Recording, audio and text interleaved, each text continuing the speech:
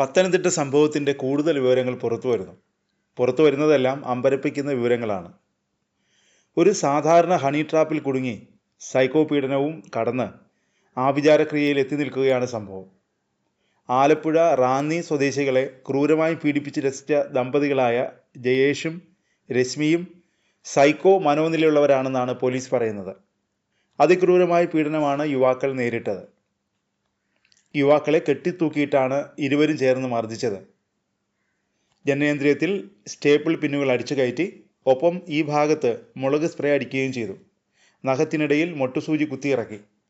കൂടുതൽ പീഡിപ്പിച്ചത് രശ്മിയാണെന്നാണ് റാന്നി സ്വദേശിയായ യുവാവ് പോലീസിനോട് പറഞ്ഞത്.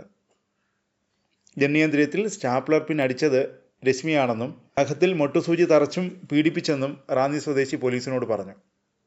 കമ്പി കൊണ്ട് തുടരെ അടിച്ചു. അതിനിടെ മുറിവിൽ മുളക് സ്പ്രേ ചെയ്തു.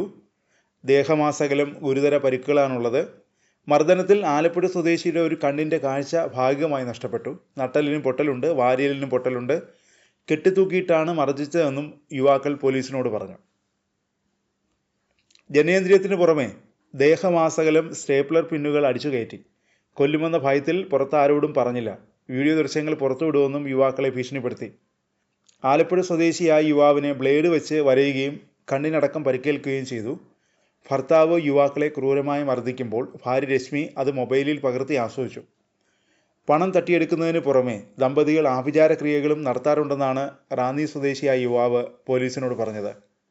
നഖത്തിനടിയിൽ മുട്ടുസൂചി കയറ്റുമ്പോഴും മർദ്ദിക്കുമ്പോഴും രക്തം കാണുമ്പോഴും ദമ്പതികളുടെ മുഖത്ത് ആഹ്ലാദമായിരുന്നുവെന്നാണ് യുവാക്കൾ പോലീസിനോട് പറഞ്ഞത്.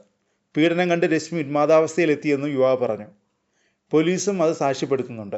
അതിക്രൂരമായ കണ്ടു നിൽക്കാൻ പോലും കഴിയാത്ത ദൃശ്യങ്ങളാണ് രശ്മിയുടെ ഫോണിൽ നിന്ന് പോലീസിന് കിട്ടിയത്. തിരുവോണ ദിവസമാണ് റാന്നി സ്വദേശിയായ യുവാവിനെ വീട്ടിലേക്ക് വിളിച്ചു വരുത്തിയത്. ജയേഷും റാന്നി സ്വദേശിയും സുഹൃത്തുക്കളായിരുന്നു. വീട്ടിൽ വിളിച്ചു വരുത്തിയ ശേഷം വിവസ്ത്രരാക്കി രശ്മിയുമായി ലൈംഗിക ബന്ധത്തിൽ ഏർപ്പെടുന്നതായി അഭിനയിച്ച് ദൃശ്യങ്ങൾ പകർത്തി. തുടർന്നായിരുന്നു അതിക്രൂരമായ പീഡനം.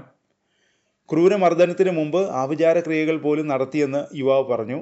ഇളന്തൂരിലെ നലബരി പോലുള്ള സാഹചര്യമായിരുന്നു അവിടെ ഉണ്ടായിരുന്നതെന്നും മരിച്ചുപോയ ആരൊക്കെയോ ദേഹത്ത് കയറിയതുപോലെയാണ് ഇവർ സംസാരിച്ചതെന്നും യുവാവ് പറഞ്ഞു. ഭീഷണിപ്പെടുത്തിയതിനാലാണ് ആരോടും ആദ്യം ഒന്നും പറയാതിരുന്നതെന്നും പോലീസിന് തെറ്റായ മൊഴി നൽകിയതെന്നും യുവാവ് പറഞ്ഞു.